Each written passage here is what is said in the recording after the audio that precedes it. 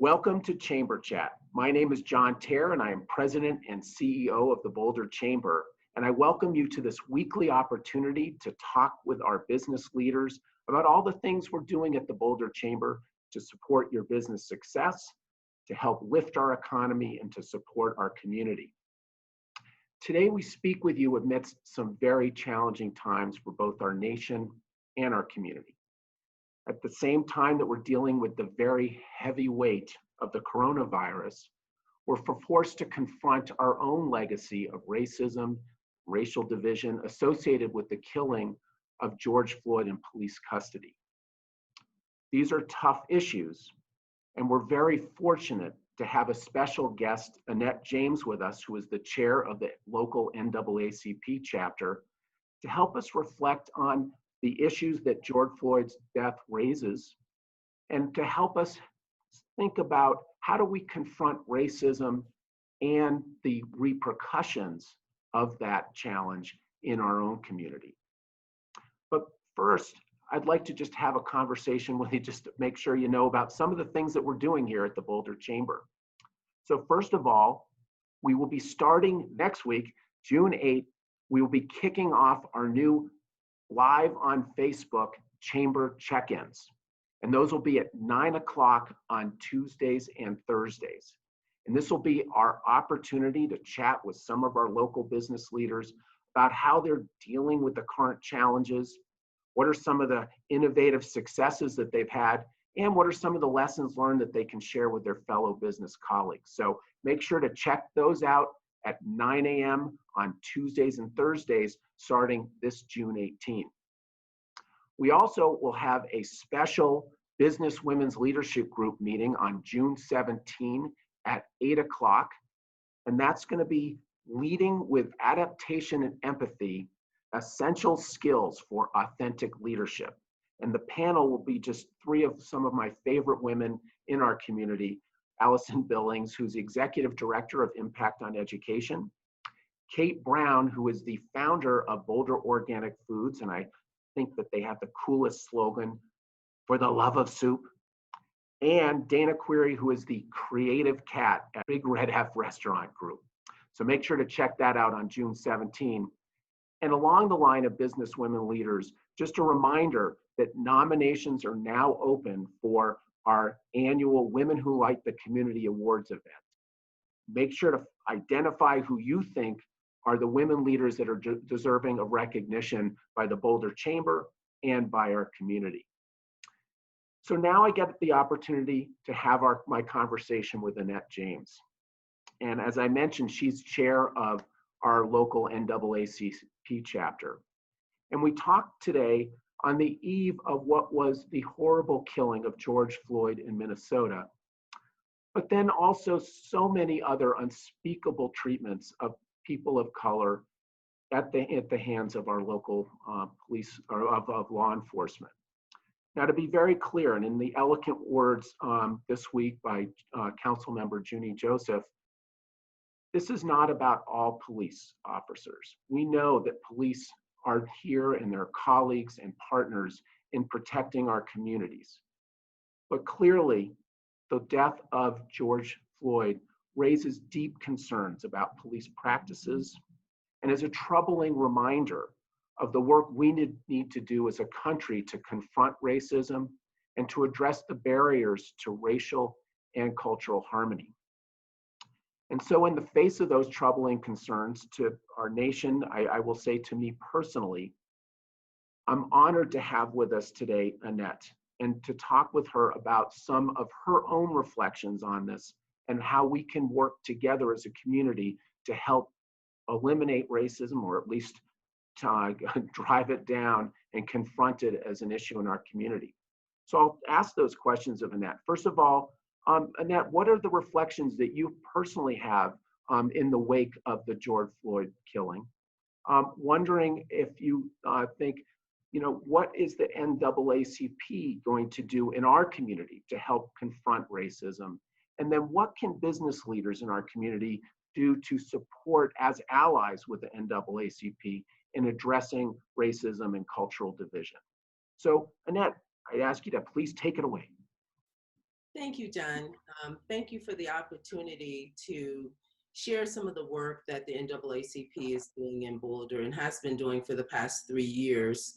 And as you know, racism is a systemic issue. So it didn't start with George Floyd, and it's probably not going to end with George Floyd, unfortunately.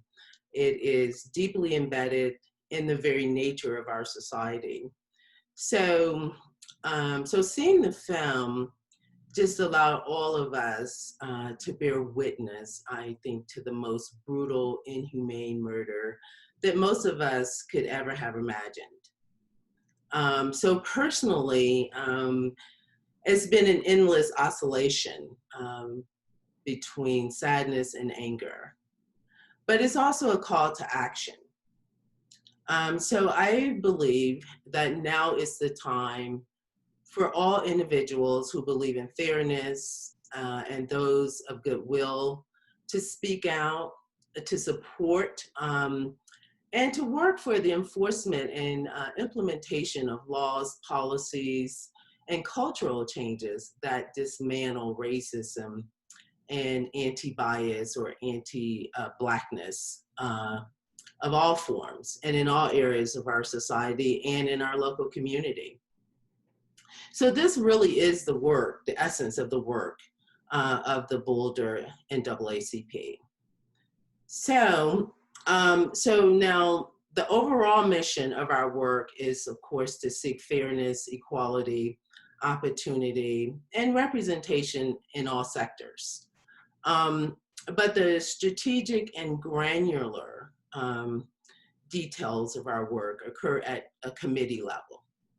And so I'd like to just share some of the work of some of the committees so that we can invite those listening to maybe find a committee that resonates. So I'll start with our education committee. So the overall goal is to work in collaboration with the school board, administrators, parents, teachers, to increase resource equity. We are looking to improve fairness and discipline, to increase high quality teachers, to ensure a challenging, high quality, but affirming curriculum. And currently we're spending a lot of effort. The chairs of this committee is actively involved with the drafting of the anti-bullying policy for the district. And that's going exceptionally well. And then we have a civic engagement committee. And so this committee works to facilitate all aspects of voter access to political representation. And so what we do is we provide education on ballot initiatives. We host candidates forums. We've been putting a lot of effort into the complete count for the census. And we're gearing up for the Get Out the Vote effort. Our mission is not just registering voters, but ensuring that they actually show up to the polls and cast their ballot. So our criminal justice committee is putting a lot of effort into working for fair and equitable dispensation of justice. We seek to shed light on racially prejudiced policing. We advocate for the adoption, enforcement of procedures and policies that ensure a just system, therefore ensuring a just outcome. So we're working to build a collaborative relationship with all of law enforcement, with the chief, the district attorney. We're building that relationship, and we're starting to see that bear fruit. But the overall goal is that Black and people of color feel safe to move about our community. So I'll move on to our Economic Opportunity Committee. So this committee is designed to empower our community with education, resources, and partnerships to develop sustainable economic models that advance diversity and equity. We're working to ensure that government and industry are knowledgeable and committed to bridging racial inequality, particularly as it relates to employment, wealth, lending, and business ownership. So we're seeking to grow a movement of concerned citizens, organizations, and businesses who work together to ensure that our local economy works for everyone and leaves no one out. So we do a really nice annual event, and it's called the Freedom Fund. It's a celebratory affair. We host it. It is planned with the intention of bringing our community together to share Black heritage, arts, and culture. Last year, or last June, we brought the McIntosh County Shouters. We had on tap to bring this year the Fisk Jubilee Singers, which have a long history. There's a film. We had to reschedule that due to COVID, so we're rescheduling them tentatively for March 28th, so keep on the lookout for that. It'll be a wonderful event. So I guess I would like to welcome, all those. So this is kind of a synopsis, right, of what we do in the community and what our committees do. Certainly you can get more information at NAACP BoulderCounty.org. But I'd also like to take this opportunity to welcome all those who share our values to join us. We specifically invite our businesses to support our work. But most importantly, we are inviting our business to become corporate members of the NAACP. We have some amazingly creative and effective, exceptional programs designed, uniquely designed to benefit our corporate citizens. So you can go to NAACP Boulder County.org, and you can learn more about our ambassador program and our tailored networking opportunities. It would be a great opportunity for businesses to get more familiar with what we do, how we can collaborate. We believe that businesses are anchors to the community. And a thriving community, the businesses also bear some responsibility to all of the issues that affect the community.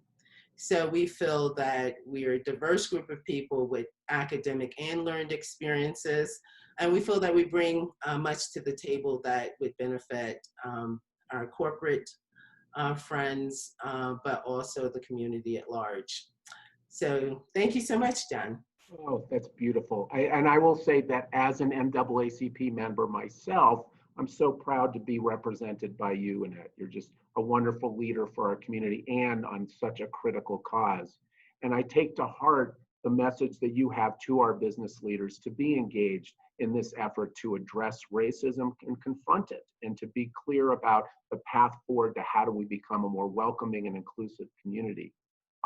I'm going to close with a statement that was a pledge from the Boulder Chamber, or an element of a pledge, about these issues of that the killing of George Floyd helped raise for our community and help us to confront. So if you don't mind, I'm just going to offer this. As leaders in the business community, the Boulder Chamber condemns these terrible acts. We abhor that anyone should suffer the sting of mistreatment or prejudice based merely on the color of their skin. We also recognize that everyone, including ourselves, must confront our own subconscious judgment that contributes to cultural divisions. The Boulder Chamber commits to working within our organization to do better. That includes programming which addresses racism in our community and recruits our businesses in that cause. We have taken action, including cultural sensitivity training, hiring practices that are designed to reduce cultural bias and increase diversity in our governing board. We also have joined forces with our other civic partners in their anti-racism campaigns. However, there clearly is more we can do, and we will. Our business and our economy have suffered a great deal over the past few months. It will take great effort to overcome the ravages of COVID-19. These efforts and any future steps we take to strengthen our economy and our community are undermined, if not coupled with determination and action that supports the healing of our divisions and advances universal justice. The Boulder Chamber pledges itself to that cause. Thank you very much for joining us for this edition of Chamber Chat, and we'll see you next week.